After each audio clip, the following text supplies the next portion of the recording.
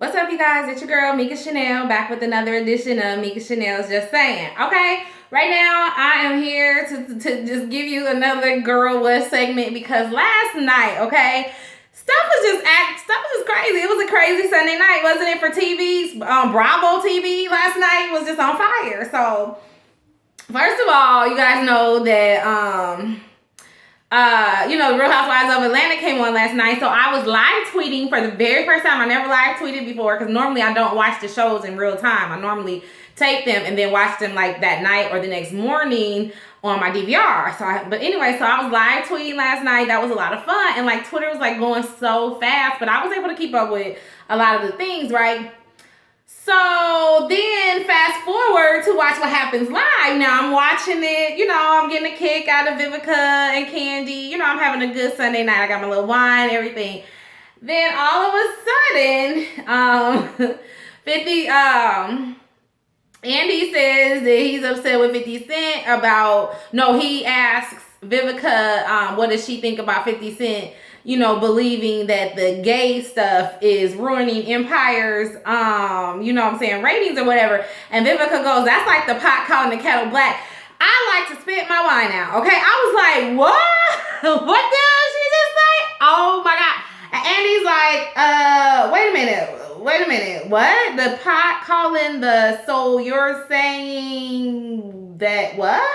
What is going on? And she's just like, look, it's some things about him that's just not very clear, and then she starts talking about this cover. She said it was a Vibe cover, but it was actually, I think, XXL cover. So as soon as she said it, I got on Twitter, and I swear, like, in less than a minute, Bossip was already on it. You know what I'm saying? They had already had, like, the memes, the post your face, when the look on your face, you know what I'm saying? When Vivica said that 50 Cent is gay or whatever, and then they just, it was so funny. Like, people, like, jumped on it, you know what I'm saying? And I was like excited because it's like my first night, like, in live Twitter land and stuff. It's exciting. I can see how that can become addictive. I don't think I can do it like every night with every show, but I can definitely do it on Sunday nights for the Atlanta Housewives. But you guys, that was funny though. That was hilarious. And then Vivica was just like going on and on and on about it. Not really saying more things, but just kind of saying things, but not really saying things. I couldn't believe she did that though. And you know what? At the end of the day, as funny as it is, she bogus for that. Because she was hinting that he may have done some things or whatever, but regardless of what they did, he, you know what I'm saying? She should not be like saying that stuff on national TV. They were in a relationship, you know what I'm saying? Maybe they did some freaky deaky stuff. We will never know. Well, we know some of the stuff they did because 50 Cent, you know what I'm saying, let it out the bag. But I feel like she was a little wrong, but it was still funny, you know what I'm saying? I'm getting a kick out of it, the whole thing, But then 50 Cent, you know how he is on his Instagram now. You don't really want to come for 50 Cent because then he gonna get to his Instagram and he gonna talk mess on his Instagram. So then he posts like this one meme that says something. He posted the one about Vivica in like some kind of interview she did a while back about him being the love of her life, but they just weren't right for each other and all this. Then he posted something saying that something like this is everybody waiting on 50 Cent to respond to Vivica, making a joke about it or whatever. And then he like posted something, but then at the end of the day, he posted that she can't really talk about him when she is a booty muncher. He was like, y'all, she be out there tossing salads and, you know what I'm saying? And so he done completely like flipped the script on her, basically is what he did, you know what I'm saying, and turned the table. So now people are making fun of her, you know what I'm saying, and making memes. He had this one meme that somebody made with him like leaned up against the wall with his arms up like this, and she's like on her knees behind him. I'm like, oh my God, these people, y'all move so fast. Before I can even figure out how to download a picture off of the internet, y'all already created a whole new picture on your own, like, y'all know y'all move fast. But Hopefully this won't drag on forever. I'm hoping that, you know what I'm saying, in the next day or two that this will all die down, you know what I'm saying. Vivica was wrong. She knows she was wrong. She was shady as hell. She should have kept all of that to herself. I know, and you know what I'm saying? I don't think anybody believes that 50 Cent is gay or whatever, you know. He said he said in his Instagram that he would have maybe stopped her from licking his ass had she not tied him up first. I guess like Vivica must be like, you know, some 50 Shades of Grey shit, you know. Had the man tied up down, probably spread eagle on the bed. They don't tell her what she was trying to do to the man. You know, I don't know. Ooh-wee, what y'all think? Were y'all laughing as hard as I was last night at that mess? Oh my gosh. Anyways, that's funny. As funny as that is, it was not even, as crazy as I was, it didn't even compare to the whole Untying the Knot. Okay, now I never even watched this show. I didn't really know what the show was about. Actually, like, I guess this is the second season of Untying the Knot, and so they have Toya Wright, Lil Wayne's ex-wife, and her husband Memphiz. You know, his name is Mickey Wright or something like that. He's like the big producer, whatever. He was on I think he was on Love and Hip Hop, wasn't he? I never ever seen Love and Hip Hop before, like not one episode of like any of the cities. I might lose my card for saying that, but I've never seen any of those shows. No, let me put like, I watched the first 2 seasons of New York when Chrissy and Jim Jones and Olivia was on it, and that one chick that wanted to be a rapper that was living in somebody's attic.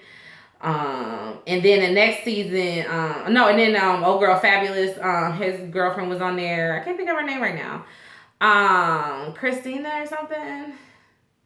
I can't think of her name right now. But anyway, so yeah, I did watch those first 2 seasons, and then after that, I did not watch it. And then, like, I've never seen one episode of Atlanta, Love and Hip Hop Atlanta. I've never seen one episode of Love and Hip Hop Hollywood either, so whatever. But anyways, Memphiz.